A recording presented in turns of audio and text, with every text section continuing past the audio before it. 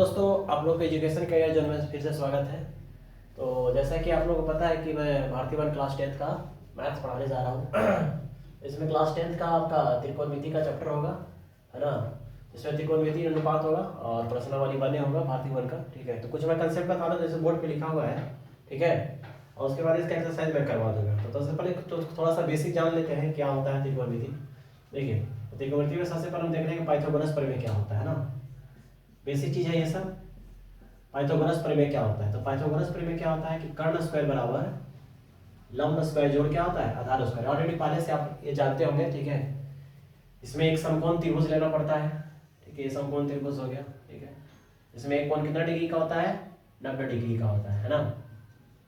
ये जो सीधा होता है इसको लंब कहते हैं। ये आधार हो गया, क्या हो गया तुम्हारा? कर्ण हो गया, ठीक है। बाकी तो पता ही होगा। तो कर्ण बराबर स्क्वायर हटा सीधा रूट हो गया लंब स्क्वायर जोड़ा आधार स्क्वायर। एच बराबर under root P square plus B square, ये परपेंडिकुलर बेस हाइपोटेन्यूज, ठीक है।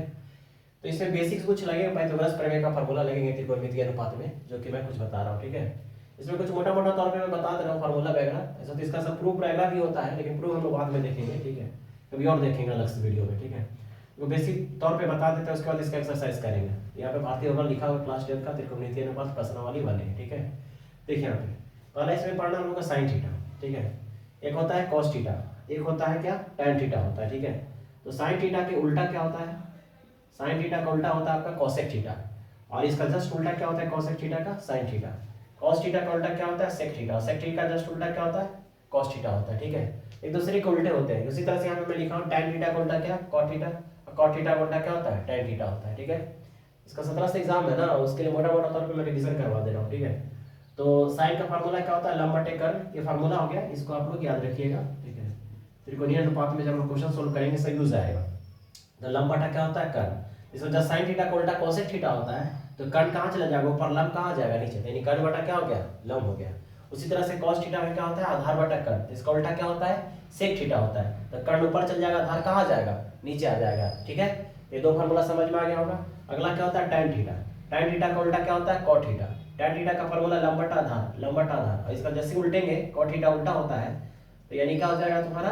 आधार बटा लंब होता है। ये तीन फार्मूला से आपका क्वेश्चन बनने वाला है। ये फार्मूला ये हो गया, एक सेकंड वन हो गया, ठीक है। ये फर्स्ट हो गया, सेकंड हो गया, ये कौन सा हो गया? थर्ड हो गया। ये तीन फार्मूला याद रखिएगा तो आपका त्रिकोणमिति अनुपात सोल्व हो जाएगा, ठीक है।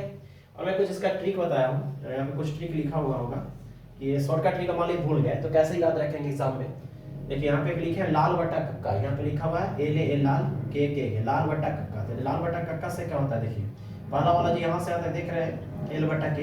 एल से हो गया लंब और के से हो गया कर्ण, यानी लंब बटा, शॉर्टकट में हिंदी मीडियम वाले के लिए ला से हो गया, एल से हो गया लंब और के से हो गया कर्ण, यानी लंब बटा कर्ण। क्या हो गया? लंब बटा कर्ण। किसका होता है? लंब बटा कर्ण, साइन थीटा का हो गया। अगला क्या है? आधार बटा कर्ण। क्या है? आधार बटा कर्ण। आधार बटा कर्ण किसका होता है?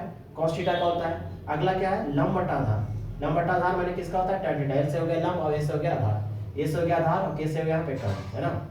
एल से यहाँ हो गया लंब, एल से हो गया लंब और के से हो गया यहाँ पे कर्ण, है ना। और ए से क्या हो गया तुम्हारा? आधार हो गया, ठीक है। तो ये शॉर्टकट हम यूज कर लिए हैं।